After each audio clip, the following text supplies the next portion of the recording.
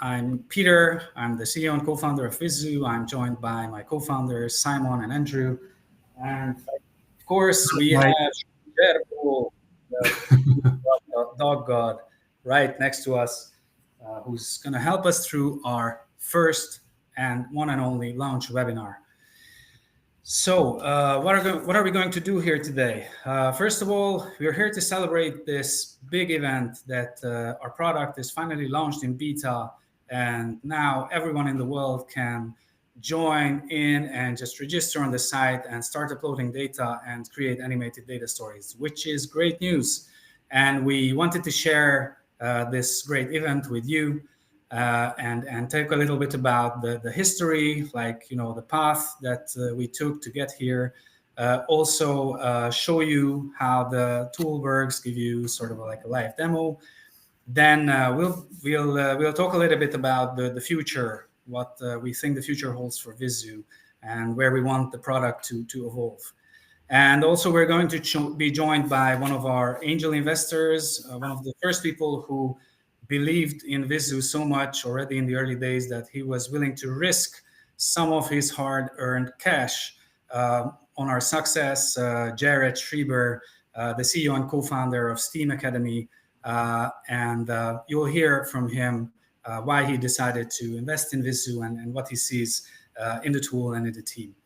So without further ado, I would just like to give the floor to Andrew, because he was the one who originally started Vizzu and building the concept of it. So, Andrew, please. So I have to tell the story, which is I think it's a long story, but I try to put it in a nutshell because it's not very easy, but I try. So I'm a visually oriented person, and as a designer, I've worked on very different projects in the last 20 years, ranging from filmmaking to software development. I've always been interested in how things work and their visual consequences, which contrast with the general designer attitude. That's why I've always been very interested in data visualization too, as a superpowered visual representation of how things work. It's incredibly exciting to see the footprint of hidden processes that you don't have a chance to understand or see through in any other way.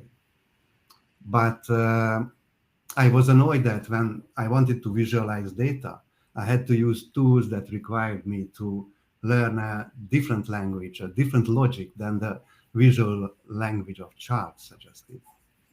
Why don't we have a tool that I can use in the language I already understand? Or how nice it would be to have a tool that would allow me to have a dialogue with the data. And I try to imagine that when I'm looking at a chart and ask a question, which is a UI problem, the answer is the new chart, okay, but show me the difference between the two charts, between the new, which is the answer, and the previous one. I thought it should move to show the transition. So I started making animations by hand. And Peter, please show us or share with us this video. Please. Yes, just a second. Thank you. There you go.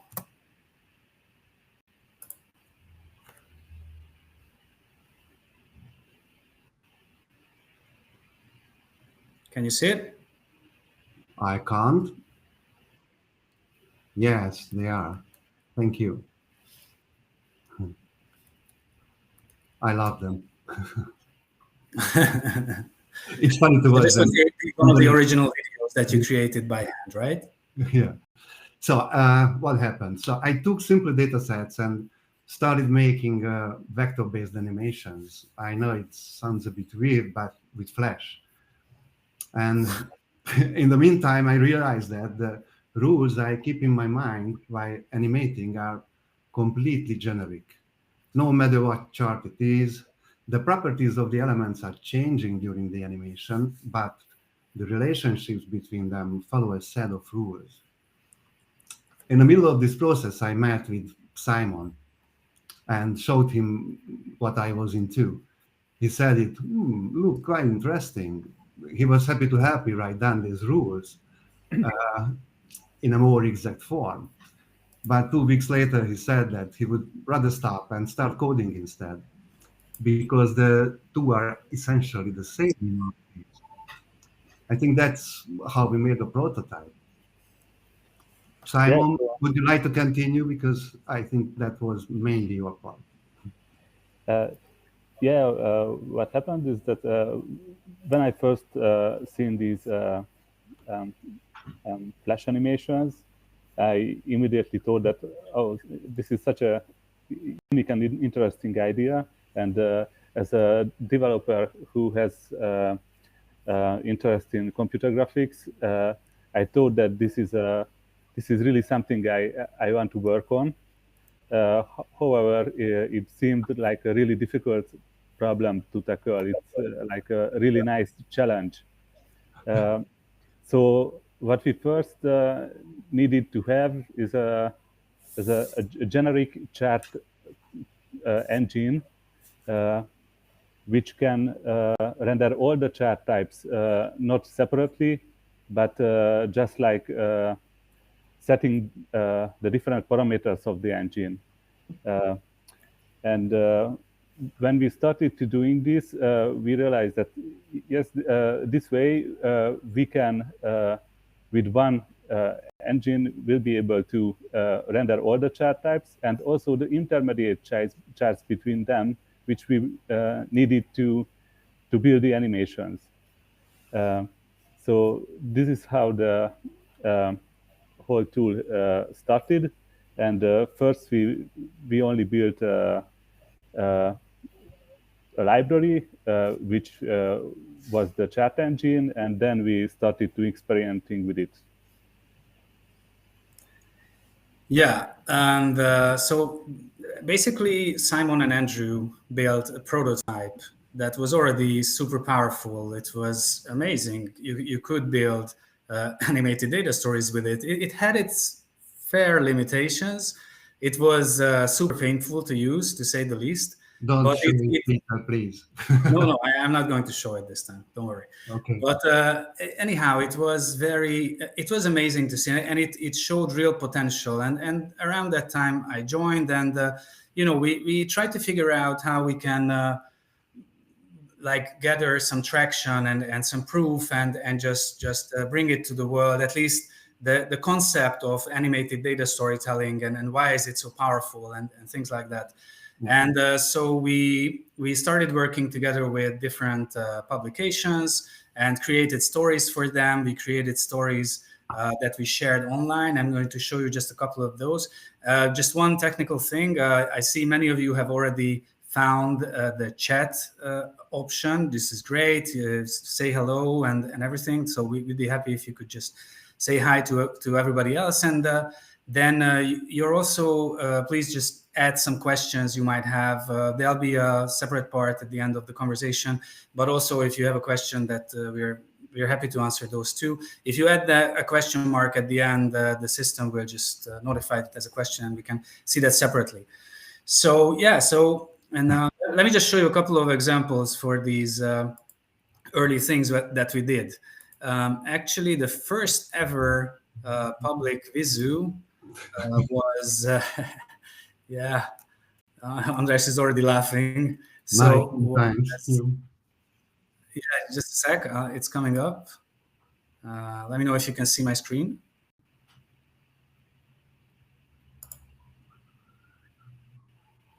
It takes some time until it starts actually sharing my screen.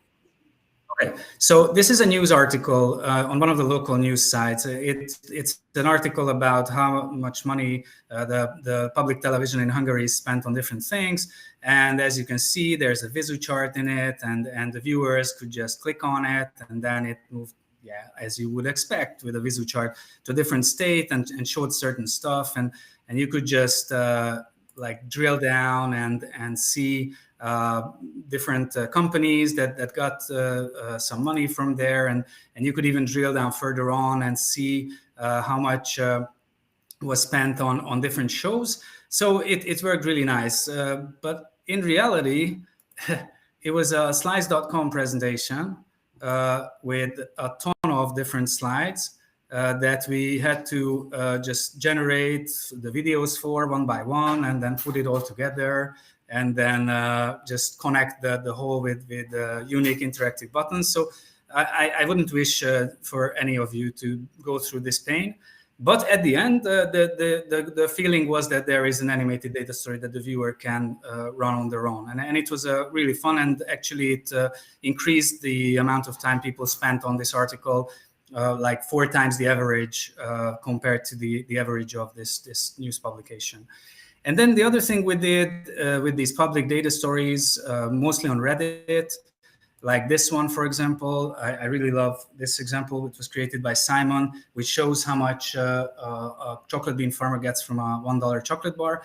It was quite popular, but it was then taken down by the admins because, as you will soon see, we added a gigantic ad in the middle of the video, and that's not something Redditors or Reddit admins like. So this was an important takeaway for us, even though it brought us a lot of people who joined our waitlist. And there were other pretty successful. So as you could see, it got 37,000 upvotes before it was taken down. This one, 60,000 upvotes. If you go and search for Vizzu on Reddit, you will find all of these. There's one that's going to be pretty actual, I guess, in a couple of months now. And then there is the one about the Chernobyl liquidators, again, created by Simon, that has a special story. Simon, do you want to hop in and tell us what happened with this one? This was the first ever story, by the way. Yeah. Yes, this was a really fun storytelling challenge. We wanted to show how much the workers in Chernobyl who were cleaning the roof of the Chernobyl reactor building, so how much radiation dose they got in their 90 minutes of, 90 seconds of work. They got the lifetime radiation dose of a normal human being in just like 19 seconds. So the chat shows it in real time that what they just passed at the actual time. The problem was that it got so much upvotes that after 1 hour, one of the admin decided that it shouldn't be possible. He never seen anything like this, so somehow we had to cheat. So they just banned the whole post, and it took, I think, 2 days for Peter to convince them that we actually weren't cheating at all. But by then, at the end, it didn't get so much upvote as it should have been. Yeah, and we learned the hard way how hard it is to build something for Redditors. So that's actually, but this kind of popularity convinced a couple of people, and among them Jared, who we've already known from working together in the same office, to invest in Vizzu. And so we realized that from that investment, we still couldn't build the end user tool that we are launching today. But we decided to focus rather on enabling at least others to build something with the tool. And that's why we turned our attention to open source communities and experts who could start utilizing our technology. And so basically, just to go through it really quickly, it was the core engine we had back in 2020, 2021, which we built the stories and interactives ourselves quite tediously. And then we realized an open source JavaScript library for JavaScript developers back in 2021. Then the same tool for data scientists, enabling them to use it in Python.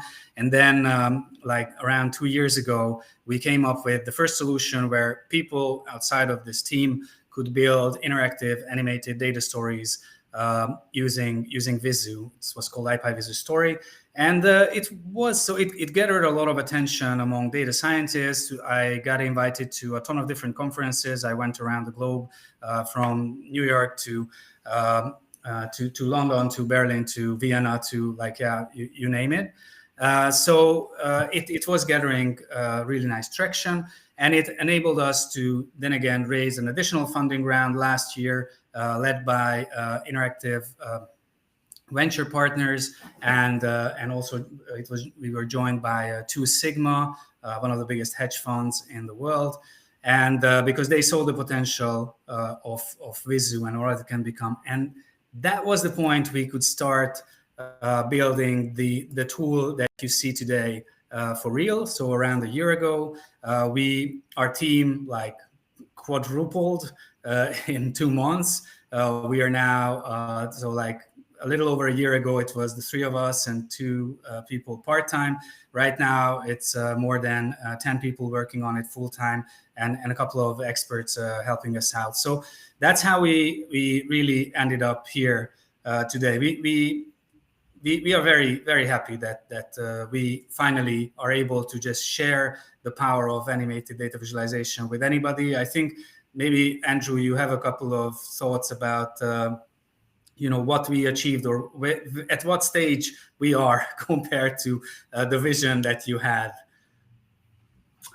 That's a good question. So because our goal was with the beta to get users to engage with the content rather than deal with the technical problems of visualizations. While they are looking at or analyzing their data on charts, a presentation that explains the results is automatically created at the same time. Then, as a presenter or with this presentation, users can grab and keep the viewer's attention by telling a data story. So the goal of the first round was to make it fairly easy to create data stories with Vizzu. That we want to work on in the next phase is to make the data exploration much more intuitive. Shortly, I think it is. Mm-hmm. Yeah, makes perfect sense. But so you can show. This is... Mm-hmm. Yep. Sorry. Go ahead. No, just you can show that you would like to show the whole beta. The real thing. Yes, absolutely. Let me really quickly show you how the tool works right now. This is the tool that you can just register for. Maybe most of you have already registered to, and log in and start using it. But I'm going to just really quickly go through how it works right now. So let me once again share my screen. Please give me some feedback if you already see it. Yep. Okay, so this is the screen you should arrive to when you register and log into Vizzu. You already have 2 sample data stories here that we prepared for you, so that you don't even have to have any kind of data lying around. You just click on any of these and open it up, and you're free to fiddle with them, create new slides in it and in those and whatever. I'm going to just create a new one so that you understand what's going on here. So you have to have a CSV file in a specific format. It's important that it's not good if you have the months, one of them next to another, but you should have a separate column for months. And then you have to properly add a caption to what the numbers mean. That's about it. So this is important. It's basically normal for any of sort of these exploration tools to have it. We plan to add some features to help you get to this format fairly easily, but right now you still have to do it on your own.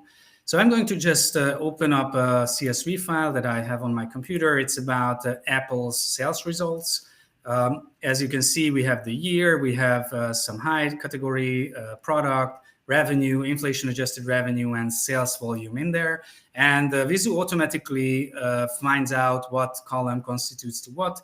But in the case that it makes some errors, you can just recategorize that to either a category or a quantity. This is actually time series, so let's stick to that one. And when you think your data is good to go, then you just start creating a new Vizzu.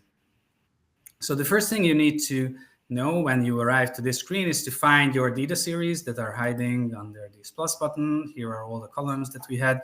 And then you can just start building your chart and your data story. So let's start with adding the revenue.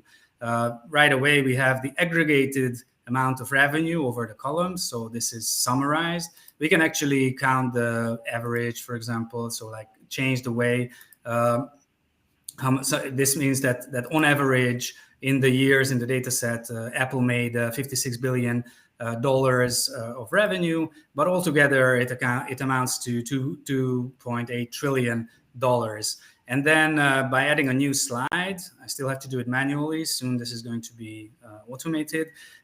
You can just add, let's say, the year, and then you will see the revenue split by years like that.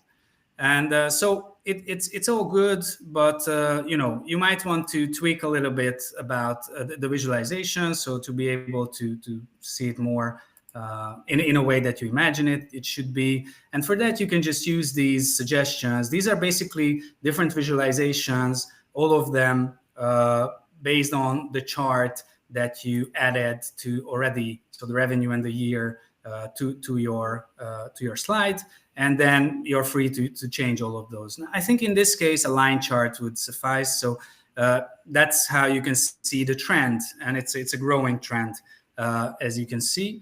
Let's see if it's the same for inflation-adjusted revenue. For that, you just click here and replace the revenue with inflation-adjusted revenue, like that. And if you haven't been able to spot the animation, you can always go back and forth between your slides and see that, yeah, the amount has changed, and it's still a growing trend. The curve is more flat, but it is a growing trend. So what happens if let's try and see if this is true for all the components, for all the different categories in Apple's results, or in Apple's product portfolio. Firstly, I'm just going to add the category, and this time I end up with a chart that might not be that useful, but I can, again, using these suggestions that are listed, quickly transform it to something that makes perfect sense. And it's so let's once again check the transformation between this chart and that one. So it might make sense to add an interim chart in between. And so here I'm just creating a new slide. I go back to this one and create a stacked area chart, because I think that serves the purpose really well of showing a very easy to understand transition from the line chart. Let's just check it out. Here we go. So we have the line chart. We'll just move to this stacked area. I just hit the next button on my keyboard, and then to this line chart, and it's quite okay. Maybe you can always just rearrange the order if you think it's better in another way. And if you want, you can always simply remove the labels that appear on the chart with the Style tab, and it will come especially handy if we, let's say, want to see how the proportions changed all throughout the years. So I'm going to I just created another slide, go back to editing the story, and with these configuration buttons, that's the third and last option to change your chart's look and feel. I'm going to just switch to percentage view, and then it's very clear that the proportion of these other products outside of iPhone, iPad, and Mac has grown over the years. So actually, if we look back here, we can see that the iPhone, iPad, and Mac sales or revenue is kind of flat. So it fluctuates, but still it was 250 billion this year and 250 billion last year. Whereas the other products, now that is a growing trend we see here. And there's also other ways we can just make sure that everybody in the audience understands what's going on here.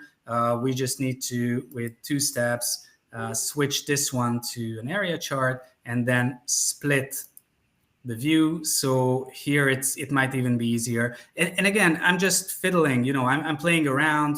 I'm doing whatever I want. I can make no mistakes. The result of every interaction is a chart. I can rearrange my charts any way I want until I find the right way to present this story. And if I'm comfortable with my presentation, then I can just go back, for example, to the beginning and hit present, and then I have the story here that I can just go through either by clicking on these buttons or using a clicker or using the arrow keys on my keyboard. And then there is a data story to discuss and to present. You can always go from one slide to any other slides here. And it's basically, it gives you the linear presentation, but also the opportunity to just go from one view to the other and to get back to editing and your slides as well. So that's the current way this works. You can already see, for example, there's this filter button. We're going to release a nice feature that was already in the alpha, by the way, and in the prototype, that you can just select different categories, either by the legend or one by one, and then click filter, and then only those that you selected will remain on screen, for example. And it's also great for highlighting. So there's a lot of things we will add pretty soon. So let me check if there are any questions regarding the presentations. Nothing that requires our instant attention. So I think I would really, after arriving to today, I would just love to give the floor to Jared, our angel investor and a friend, and somebody whom I shared this very meeting room with, where I showed him Vizzu the first time in more detail. Hey, Jared, great to have you here with us. Hi, Peter. Hi, everybody. Hi. Great. Good to see you again. Thanks for having me. So we're honored that you joined us. Awesome. So I thought I'd share a little bit. As Peter mentioned, when I was building my current startup in the early days, we actually shared some co-working space. And so I got to see Peter and team in action and became impressed with what they did. And the reason why dates back to the two prior companies I built. I built a company called Retail Solutions that convinced retailers to share their point of sale data with the brands who sold products through them. And then both the retailers and the brands could use all of that data and the insights from it to make better decisions of what products to carry, what promotions to run, what pricing to offer, and better understand what was happening at retail. After that, I built a company now known as Numerator, where we had millions of consumers who shared pictures of their shopping receipts so that we could see what they bought over time to understand things like loyalty, market trends, market shares, switching, these kinds of things. And in both cases, building those companies, we had to build tools that enabled anything from sales executives to brand managers to understand what was happening in the market, what was happening at retail, what was happening with consumers. And to enable them to get insights. And invariably what I saw was difficulties for them to be able to kind of query that data, no matter what tool we used, whether we used a third party like a MicroStrategy or a Power BI, or we built homegrown tools, guiding these, whether it's business analysts or executives, to be able to answer simple questions like, let's say I'm responsible for the beer category at Tesco. So I'm in charge of what beers we carry, which products, what promotions we run, and all I know is that my sales are down this month. Why? I see that my sales are down. What am I supposed to do about it? I have to figure out why. I have to figure out, is the overall market for beer down? Are people switching from beer to wine and spirits or sodas instead? Is it a seasonal trend or factor?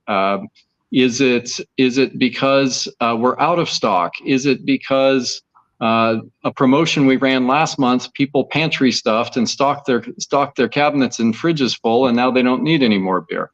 There's so many questions to possibly ask, and to ask them individually one by one via traditional business intelligence tools is actually really painful and requires a lot of thought to do well and right. And when I saw what the Vizzu team was creating, I saw an instant way to turn these analysts into kind of visual explorers to answer their own questions themselves in an intuitive way, to get to the heart of the matter of understanding why are my sales down, that they could explore every which way and direction and really never get lost in the process to really uncover the insights that would matter, that would allow them to make a difference.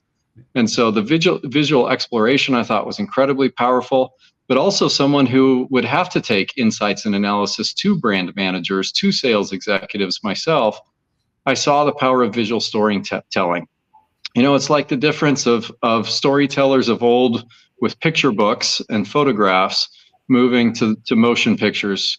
And I really think what the Vizzu team is leading the way in terms of moving data from a world of photograph snapshots of charts and graphs into the era of motion pictures, in terms of bringing them to life and adding a ton of context and a ton of insights that you just can't get from individual pictures and snapshots alone. And so, you know, from my standpoint, I'm really excited to be a part of this journey, even if you know, on the side, but rooting the team on, and just want to congratulate you guys for this major milestone in terms of your beta launch today. So congrats.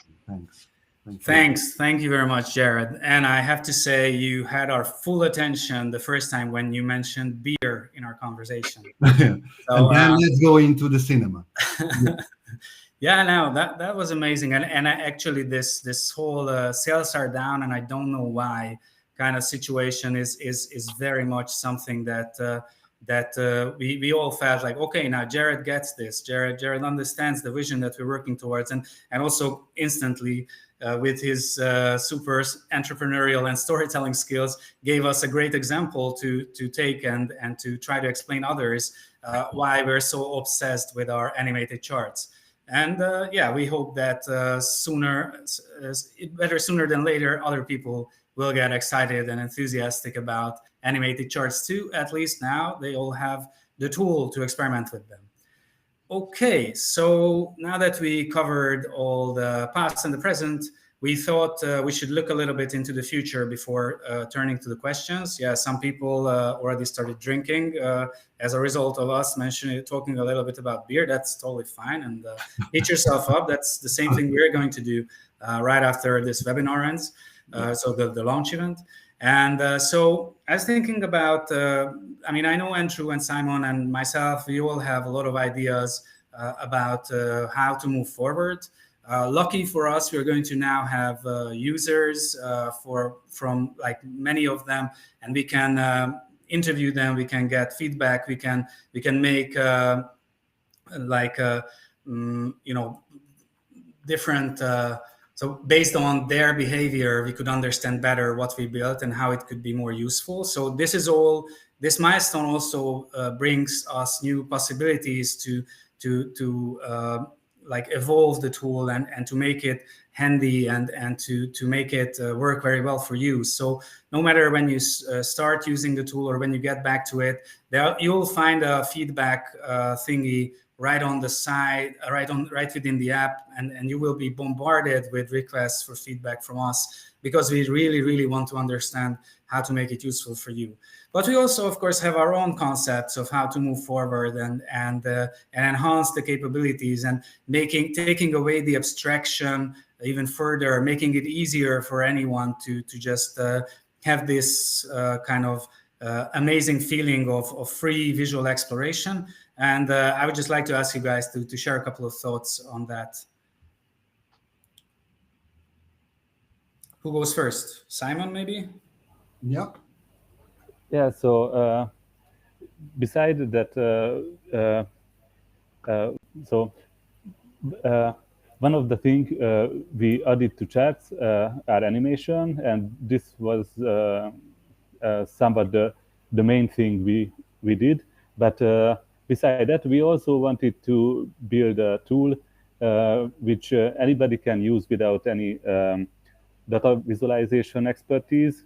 So in order to do that, we built a lot of data visualization know-how into the tool. But not all of these expertise can easily be translated to rule sets and algorithms. There are a lot of empirical things which would be really difficult to to implement.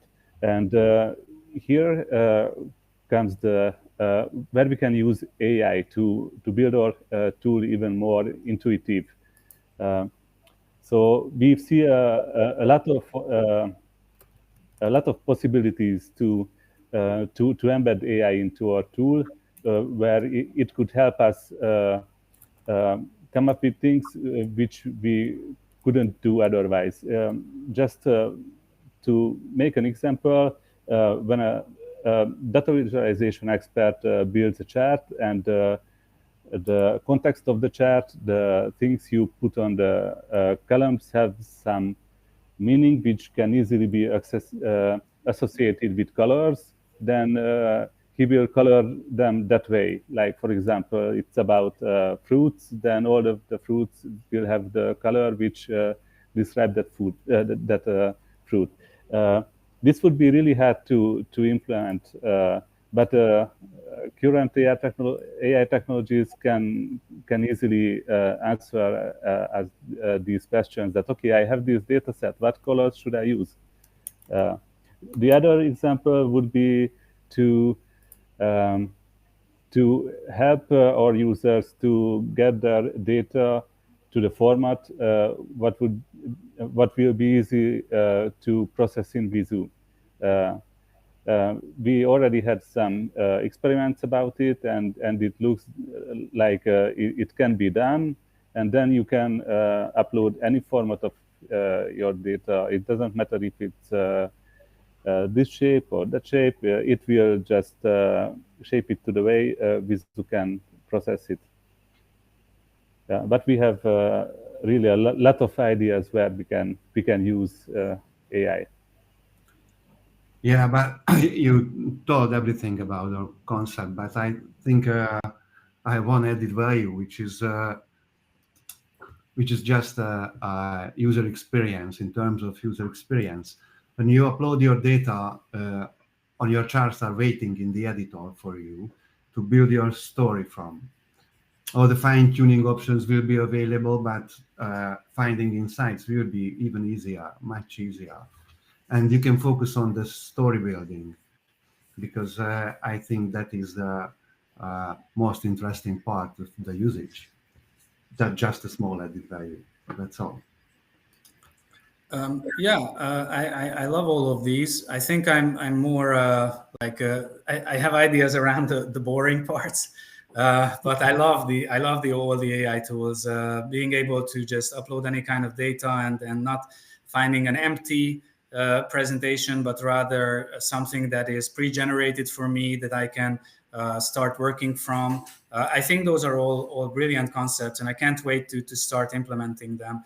But also, I think it's really important for us, and we constantly think about how we can, how Vizzu can be part of a tool set, part of a workflow. So how we can, open it up on the input side. Actually, I can help in that too. So making it possible for people to upload Excel and just connect it to live data. And we can't say when we'll get to these points, but there's actually a ton of potential opportunities there. And also on the output side, so Vizzu can be great to share, to embed in other formats that people use to present. We're also already started working on that regard. And so we basically want to give an end-to-end solution for people when they want to make sense of their data and share the insights with others. I think it's also important that right now, in many cases, when you create charts like the one that I created from the Apple dataset, people are using Excel. People are using Excel functions or pivot tables, like Excel functions like sum or sum if or average if. And these are very, I wouldn't say very sexy ways to interact with your data. And in all cases, you just create new, smaller spreadsheets that you then need to visualize and put it into a presentation. And so this whole workflow is really fractured, and there's a lot of friction in there. And we think that Vizzu can be a great way to help people go through all of these issues and intertwine analysis, Excel functions, pivot tables and storytelling, and enable people to go back and forth between the two. So that's what we are going to continue working on. And I think it's time to just sorry, but I just want to tell that and finally, if you are talking about our ideas, finally I think the viewer and the editor mode is going closer and closer, and finally we will merge them, because then the interaction with your data is, if it's fast enough and if it's intuitive enough, we can put it on the same layer or put it on the same time on the same layer. And but this is the future. I don't have it. So I know this is science fiction. Andrew is the one among the three of us who lives most in the future, or most ahead in the future. He's being very patient with us, I can tell you that, trying to keep up with his imagination and vision.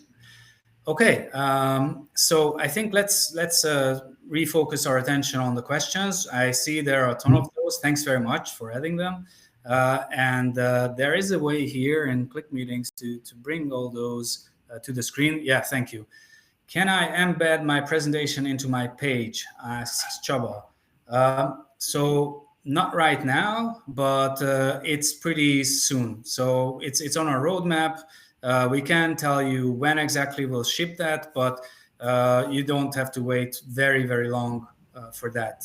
Maybe Simon, as somebody responsible for the technological part, can give you a more precise answer to that. Yeah, I can say that we are already working on it. So we are almost there. Great answer. Okay, next question, please. HTML for online. Export to HTML for offline attachment. We had that in our open source tool, IPy Vizzu, and you could have done it with the JavaScript tool as well. What do you know about that, Simon? It's a bit more tricky, and we definitely know how to do it, and it's not that difficult. But yeah, I think it depends on the demand. Yeah. No, I totally agree. If there are many people who want to export, so export formats from video to HTML to different presentation formats make perfect sense. And we want to, so obviously we can't make all of them. We are still a small team. I mean, we can make all of them at the same time. We will get to that, but like prioritizing between these export formats is a very important thing at this moment. Sorry, Simon, you wanted to say something? Peter's most sensitive part, the PPT. Yes, I sometimes mention export to PPT to others, and that's a fun thing when how people react to it. But I don't think we can avoid it on the long run. It's going to be necessary. Yep. All right, next question, please. Any kind of collaborative editing?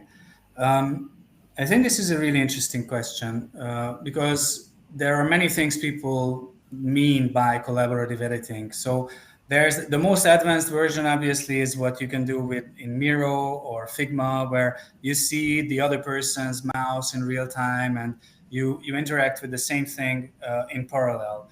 That's a huge technological challenge. I don't see that we would get to that point very soon. But in the meantime, we did a ton of interviews with people, business people using Vizzu. I mean, they couldn't use Vizzu, so they were using Excel and all the other stuff. And it turned out that there is this very common use case when people are sitting in front of either the same screen or somebody's sharing their screen via an online meeting like this one. And they are having a discussion about the data and the charts. And so we see that with one user being in the driving seat, and like interacting with Vizzu and having a live discussion around what's interesting there, what we want to know from the data, or what kind of chart types we should use, or how to construct this story if we want to share it with the board or with our boss, or things like that, or so like an employee goes to their boss and they have a discussion together about the data, the insights, the data stories. For that, I think Vizzu is perfectly capable already. even though it's not that more advanced collaborative editing that people mean by it these days. If I can add one thing, is that for now we haven't built anything in order to have collaborative editing into the tool, but we hadn't put anything to prevent us from having that later on. Yep. That's true. Great answer. Next question, please. Wow. Okay, so Daryl wants to know about how does the Chernobyl Vizzu work, specifically the constantly updating number and the background. Yeah, so in our proto, there was the possibility to put background into it, and also to put labels anywhere on the chart. For our JavaScript library, we removed it because in JavaScript you can easily do that. You don't need the library to do it for you. So we are at this point where our libraries are not supporting it, but our tool is not supporting it yet. I think we will add this feature in the future. Yeah, I think the question is twofold actually. So updating the numbers is like, for example, this one resembled a racing bar chart, which is a very common animated visualization, maybe the most famous form of animated visualization. We made many of those with Vizzu. It basically just very similarly to just how I updated the revenue to the inflation adjusted revenue. So by updating or just refreshing the values that you show, and just speeding up the animation, you basically end up with a racing bar chart.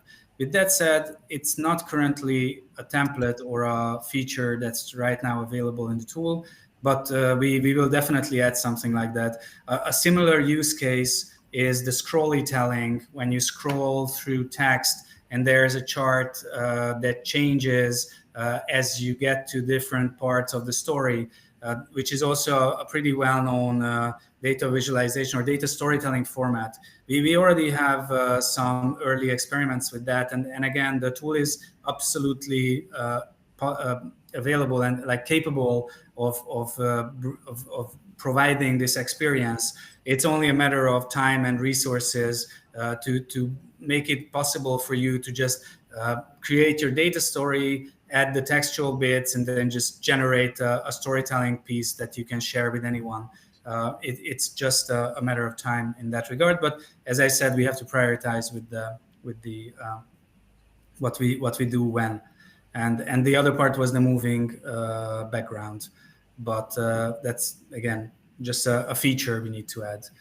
And thanks for the second part. So that is something, I guess, very close to Andrew's heart, and then for ours as well. So yeah, and I'm just thinking about so we have so many different possibilities from the library to set the style parameters of the chart, and we are really curious which is the most important, and we need the priority list what we solved in the next few months, because we couldn't decide it which is the more important or which is more important than the other. I think the main thing is that now we have our users to help us prioritize. Yeah,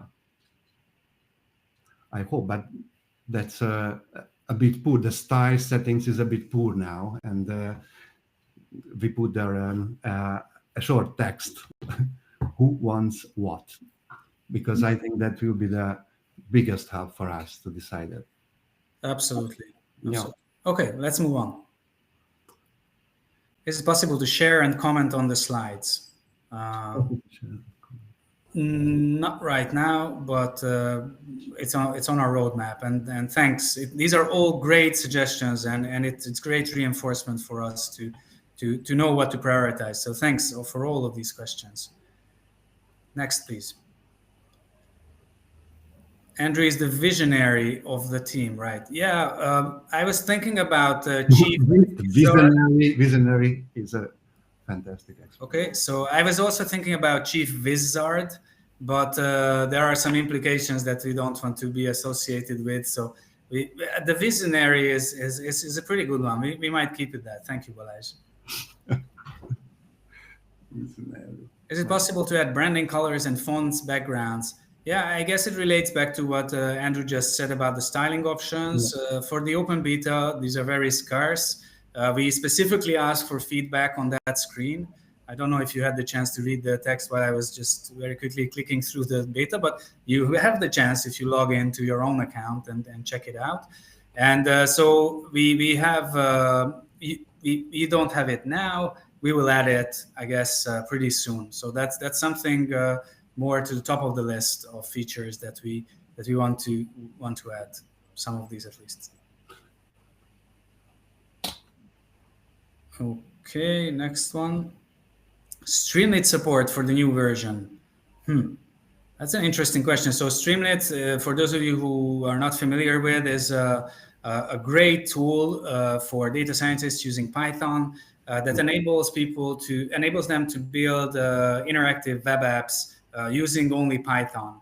And we have a deep integration with them. We actually have a really good relationship with the Streamlit team and with distinguished members of the Streamlit community. And there are actually use cases that until this point have only been available in Streamlit. And right now they are here in the app. I'm not entirely sure, so I would love to give the ball back to you, Yatin or Jatin, sorry if I don't pronounce your name correctly. Like what kind of support you would expect from the no-code, so the current tool and Streamlit. I would love to know more about that. And if you have any further questions, can we use the editor created Vizzu in Streamlit? Not really. I mean, please, I mean, just, this is my email address that I'm going to just add to the chat. I would encourage all of you here to reach out and let's have conversations about Vizzu, about the potential of it, about any bugs you might have. We also have the community side, by the way, that that we would love to have you there. So I would love to understand what you mean by this specifically. Simon, you have an idea? I think the question is about if I create a Vizzu with the editor, can I use it in Streamlit? And the answer is that there is no reason why we should be. So basically, not now, but in the near future.